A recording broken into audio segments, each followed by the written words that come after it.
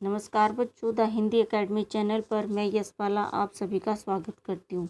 कैसे हो बच्चों? आप सभी स्वस्थ होगे और पढ़ रहे होगे, ऐसी मैं आपसे उम्मीद करती हूँ।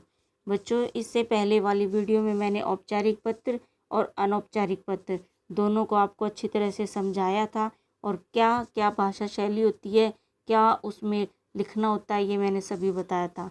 तो बच्चों, मैं चाहती हूँ कि आपका कोई भी मार्क्स न कटे, इसलिए इस वीडियो में आपको औपचारिक पत्र और अनौपचारिक पत्र दोनों में अंतर बताऊंगी कि उनको कैसे लिखते हैं और क्या उनमें भेद होता है।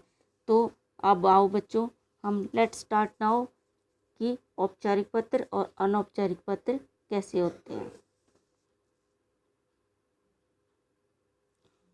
मुख्य रूप से बच्चों, औपचारिक पत्र और अनौपचारिक पत्र दो तरह के होते हैं। ठीक है, औपचारिक पत्र होते हैं ऐसे पत्र जो अर्ध सरकारी, गैर सरकारी या सरकारी संस्था के कार्यालय को लिखे जाते हैं। मैंने आपको बताया था कि जैसे हमने किसी विभाग को लिखना है, ठीक है, तो ये सारे औपचारिक पत्र होते हैं और उनकी भाषा शैली भी अलग होती है। उसमें हम क्या लिखते हैं कि जो बात हमें, जो समस्या होती है वो समस्या लिखते हैं और उसका जो हम निवारण चाहते हैं, उसका जो समाधान चाहते हैं वो समाधान लिखते हैं। उसमें सिर्फ टू द पॉइंट बातें लिखनी होती है बच्चों, उसमें कोई भी बात हम अपनी तरफ से नहीं लिख सकते। ठीक है, तो कार्यालय द्वारा अपने अधीनस्थ विभागों को एक विभाग से दूसरे विभाग के लिए जो पत्र लिखे जाते हैं वे सब इसी पत्र श्रेणी में आते हैं। दूसरे होते हैं बच्चों अनौपचारिक पत्र, जो हम अपने रिश्तेदारों को, अपने परिवार के सदस्यों को, अपने परिचित मित्रों को लिखते हैं, वे होते हैं अनौपचारिक पत्र। यानी कि उसमें कोई भी फॉर्मेलिटी नहीं होती, उनमें हम अपनी मन से जो मन में आते हैं भाव उनको व्यक्त कर सकते हैं। यानी कि जो हम समझा सकते हैं, समझाना चाहते हैं, जो खुशी, जो दुख प्रकट करना चाहते हैं, तो अपनी भावनाओं से हम वो व्यक्त कर सकते हैं। तो अनौपचारिक पत्रों को निजी या व्यक्तिगत पत्र भी कहते हैं। इन पत्रों में आत्मीयता की भावना अवश्य होनी चाहिए। ये बात विशेष रूप से होती है बच्चों कि आत्मीयता की भावना जरूर होनी चाहिए अनौपचारिक पत्रों में, तथा किसी तरह की औपचारिकता भर नहीं होनी चाहिए। इन पत्रों में प्रेषक अपनी बात व भावना को उन्मुक्तता के साथ लिख सकता है, यानी कि बिना हेजिटेशन के लिख सकता है। बधाई पत्र, निमंत्रण पत्र, संवेदना पत्र अनौपचारिक पत्रों के अंतर्गत बच्चों आते हैं। और बच्चों, इसमें कुछ बातें ध्यान देने योग्य होती हैं, ये कि इसमें क्या क्या होता है, इन बातों का आप ध्यान रखें। जैसे पत्र लिखने वाले प्रेषक का पता और दिनांक। बच्चों, पत्र लेखन के समय पत्र लिखने वाले का पता तथा दिनांक दोनों ऊपर बाईं ओर लिखे जाते हैं। इस बात का आप ध्यान रखना कि ये बाईं तरफ लिखे जाते हैं, दाईं तरफ नहीं, यानी कि अपने लेफ्ट साइड लिखना होता है। ठीक है, इस बात का आप ध्यान रखें। विद्यार्थियों को यह ध्यान रहे कि परीक्षा में पत्र लिखते समय उन्हें कहीं भी कुछ ऐसा नहीं लिखना चाहिए जिनसे उनके निवास स्थान, विद्यालय आदि की जानकारी मिले। सामान्यतः प्रेषक के पते के स्थान पर परीक्षा भवन लिखना ही उचित होता है। तो बच्चों, उसमें आपको परीक्षा में आपका अपना कोई एड्रेस, अपना आप कहाँ रहते हो, क्या आपका नाम है, क्या आपके फादर का नाम है, क्या आपका स्थान है, या आप किस ज़िले या में रहते हो, ठीक है, कौन सा आपका स्टेट है, ये सब चीज़ें आपको नहीं मेंशन करनी होती, ये चीज़ें नहीं लिखनी होती। इसलिए आप परीक्षा भवन और नीचे क्या कह गए लिख दो। ठीक है, उसके बाद प्राप्तकर्ता का नाम व पता। अब इसके बाद प्रेषक के बाद पृष्ठ की बाईं ओर से ही पत्र प्राप्त करने वाले का नाम व पता लिखा जाता है। यहाँ पर भी अगर उसमें मेंशन है पत्र में तो आप एड्रेस लिखो, नहीं तो कोई ज़रूरी नहीं है। उसमें आप सिर्फ परीक्षा भवन और एबे या क्या कह गए विद्यालय और नीचे फिर दिनांक ऐसे आप लिख सकते हो। ठीक है बच्चों, और एक बात का और ध्यान रखें कि जब भी आप एड्रेस जो दिया हुआ है वो लिखते हैं, वो मैं से आपको जर्नली बता रही हूँ, तो हम अपने नाम के नीचे पहले बिल्कुल अपने आसपास की चीज़ें, फिर उससे थोड़ी दूर की चीज़ें, फिर अपना डिस्ट्रिक्ट, फिर अपना स्टेट, ऐसे लिखते हैं। पहले छोटी चीज़ें फिर बड़ी चीज़ें, इस बात का आप ध्यान रखो। फिर दिनांक ज़रूर लिखना होता है। ठीक है, फिर आगे होता है बच्चों विषय। औपचारिक पत्रों में वह यह आवश्यक होता है कि जिस विषय के लिए पत्र लिखा जा रहा है उस विषय को अत्यंत संक्षेप में पाने वाले के नाम और पते के पश्चात बाईं ओर से विषय शीर्षक देकर लिखें।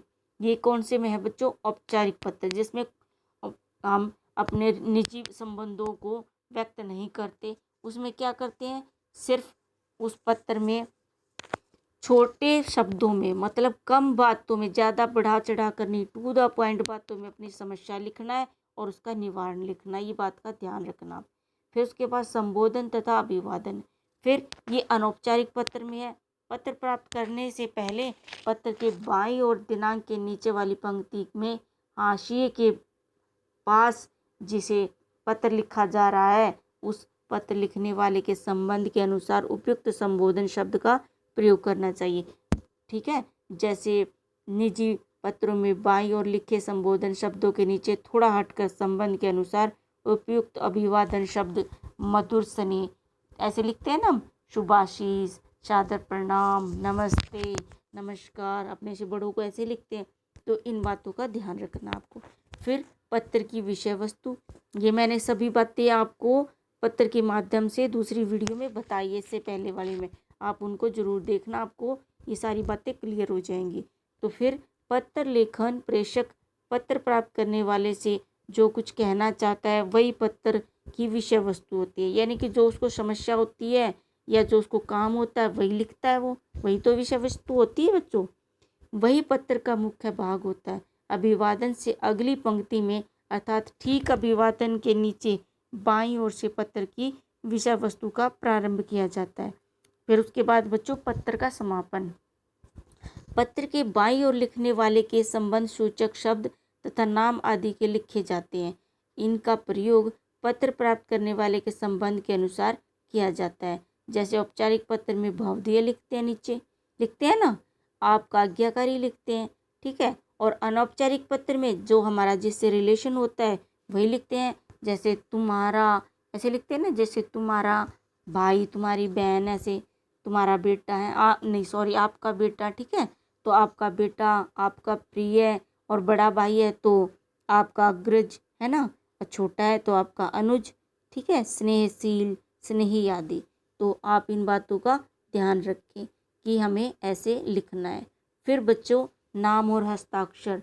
समापन शब्द के ठीक नीचे भेजने वाले का नाम हस्ताक्षर को ही नाम बोलते हैं, होते हैं। परीक्षा में पूछे गए पत्रों में नाम के स्थान पर प्राय क ख आदि लिखना है। मैंने आपको पहले बताया कि परीक्षा में आपको कोई नाम, कोई अपना एड्रेस नहीं देना, सिर्फ वहाँ ए ब श या क ख ग का प्रयोग करना है, ठीक है। यदि प्रश्न पत्र में कोई नाम दिया गया हो तो पत्र में उसी नाम का उल्लेख करना है, ठीक है। अगर कोई उसमें दिया है एड्रेस, नाम, तो आपको लिखना है, अदरवाइज आपको सिर्फ ए ब श या क ख ग लिख के छोड़ देना।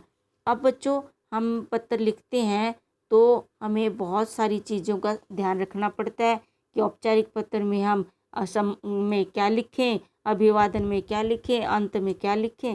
तो इन बातों को आप नोट कर सकते हो या फिर ध्यान से समझ सकते हो, ठीक है।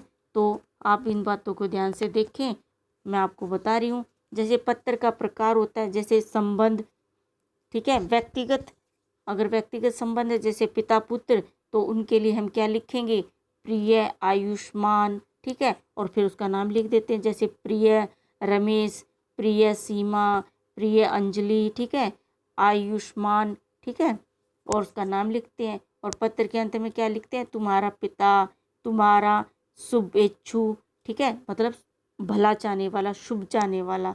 फिर अगर पुत्र और माता है तो क्या लिखेंगे, पूजनीय माता जी, है ना, पुत्र लिखेगा ना अपनी माँ को, पूजनीय माता जी।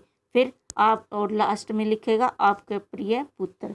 और फिर बच्चों मैंने बताया जैसे बड़ा भाई है तो उसके लिए क्या लिखेंगे, आदरणीय भाई साहब, और लास्ट में क्या लिखेंगे, आपका अनुज, क्योंकि वो उससे छोटा हुआ। फिर बच्चों अगर एक मित्र दूसरे मित्र को लिख रहा है तो लिखेंगे प्रिय, और फिर उसके बाद उसका नाम लिख देंगे। तो तुम्हारी सखी या लड़की है तो तुम्हारी सखी, सहेली, और अगर लड़का है तो तुम्हारा मित्र। तो अगर शिष्य और गुरु है आपस में है बच्चों तो कैसे लिखेंगे, शिष्य गुरु के लिए कैसे लिखेगा, पूजनीय या फिर आदरणीय गुरुजी, पूजनीय गुरुजी या आदरणीय गुरुजी। और लास्ट में क्या लिखेगा, आपका आज्ञाकारी शिष्य, लड़की है तो आपकी आज्ञाकारी शिष्या। ठीक है। अगर गुरु शिष्य है तो क्या लिखेंगे, तो गुरु क्या लिखेंगे, चिरंजीव। ठीक है। और लास्ट में लिखेंगे तुम्हारा शुभांक्षी, तुम्हारा शुभांक्षी। ठीक है। और नेक्स्ट, अगर अपरिचित व्यक्ति को लिखना हमने तो महोदय का प्रयोग करते हैं, है ना। और फिर नीचे भवदीय, ये औपचारिक पत्र में लिखते हैं ऐसे। फिर व्यावसायिक है, किसी पुस्तक विक्रेता को लिखना है तो भी हम महोदय लिखेंगे और लास्ट में भवदीय लिखेंगे। कार्यालयीय पत्र है, जैसे बैंक के मैनेजर को अगर आपने कोई प्रॉब्लम है, बैंक में कोई आपके अकाउंट में प्रॉब्लम है तो आपने बैंक मैनेजर को पत्र लिखना है तो महोदय लिखेंगे या मान्यवर लिखेंगे और लास्ट में भवदीय लिखेंगे।